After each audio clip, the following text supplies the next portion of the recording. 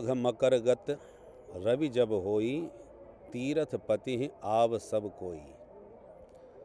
जब सूर्य मकर राशि पर आते हैं, जिसको हम मकर संक्रांति कहते हैं, उस अवसर पर सभी देवता, समस्त ऋषि मुनि, बड़े बड़े योगिंद्र मुनींद्र, तपस्वी, तेजस्वी, जहाँ जहाँ भी यत्र तत्र साधन कर रहे हैं, वो सब गंगा स्नान करने के लिए संगम स्थल पर तीर्थराज प्रयाग में पधारते हैं।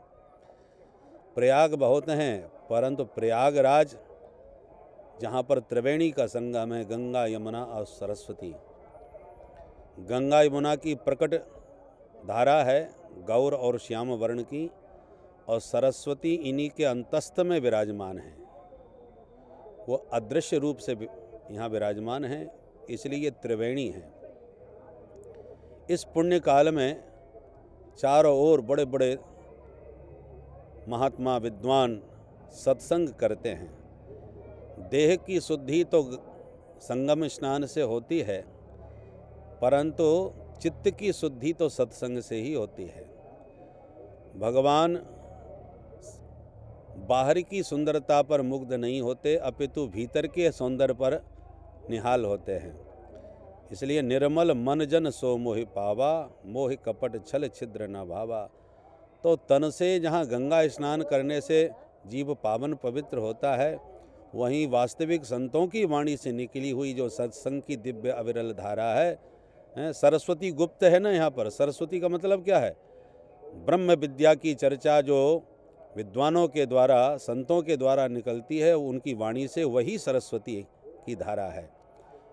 तो त्रिवेणी का स्नान सार्थक तभी होगा जब गंगा यमुना में गोता लगाने के बाद सत्संग की ब्रह्म विद्या की सरस्वती में भी गोता लगाएं। सब बाह्याभ्यंतर शुचि हैं, बाहर से गंगा स्नान और भीतर से सत्संग का अवगाहन करके भीतर और बाहर दोनों प्रकार से जीव शुद्ध हो करके भगवत प्राप्ति का अधिकारी पात्र बन जाता है। इसको कल्पवास कहते हैं। वर्ष में एक बार 1 महीने के लिए साधक आते हैं और अपना संयम करते हैं, अपनी साधना करते हैं, मंत्र की सिद्धि करते हैं। देखो, जैसे आयुर्वेद में अनेक प्रकार के कल्प होते हैं, उस कल्प को कर दो तो बुढ़ा भी जवान हो जाता है औषधियों के बल पर। बोले क्या हमने काया कल्प कर लिया।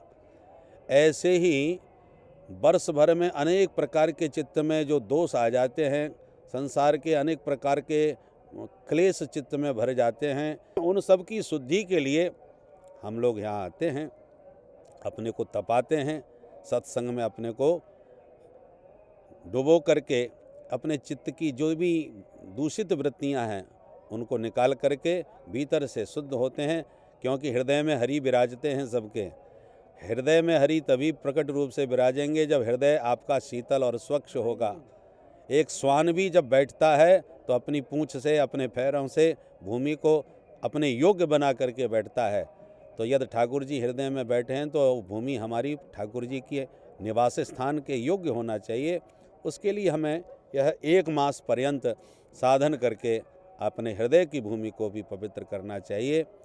और बाह्य दृष्टि से विचार करके देखो तो भैया, जब व्यक्ति सरोवर में तैरते तैरते बहुत थक जाए और उसको अवलंब न मिले तो डूब जाता है। उसी प्रकार संसार सागर में हम व्यवहार करते करते इन प्रपंचों से इतने परिश्रांत हो जाते हैं कि जब 1 महीने के लिए यहाँ कल्पवास जो आके करते हैं, उन्हें जीवन का पूर्ण विश्राम प्राप्त हो जाता है। संसार से भागा दौड़ी की जो थकान है वो दूर हो जाती है और पुनः स्वस्थ होकर के नई ऊर्जा और नई शक्ति के साथ पुनः संसार में वो प्रवेश करते हैं। इसलिए सभी को, केवल सद्गृहस्थों के लिए ही नहीं, बड़े बड़े सिद्ध संत महापुरुष भी यहाँ आते हैं।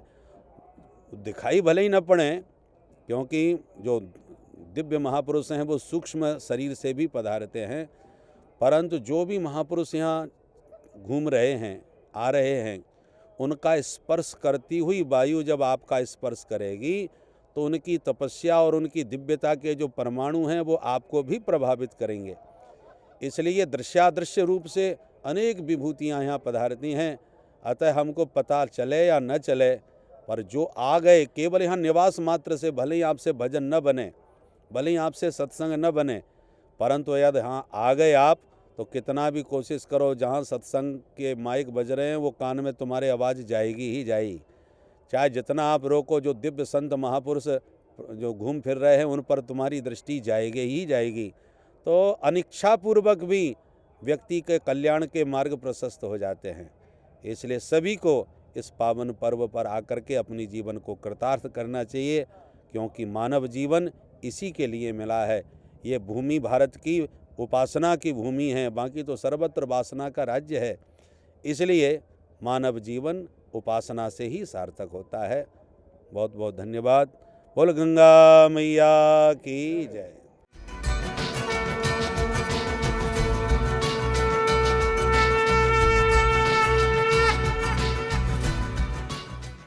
आप हमारे संत वाणी चैनल को सब्सक्राइब करें, वीडियो को लाइक करें, शेयर करें और हाँ, बेल आइकन पर क्लिक करना बिल्कुल ना भूलें, ताकि हमारी किसी भी वीडियो की सूचना सबसे पहले आपको मिले।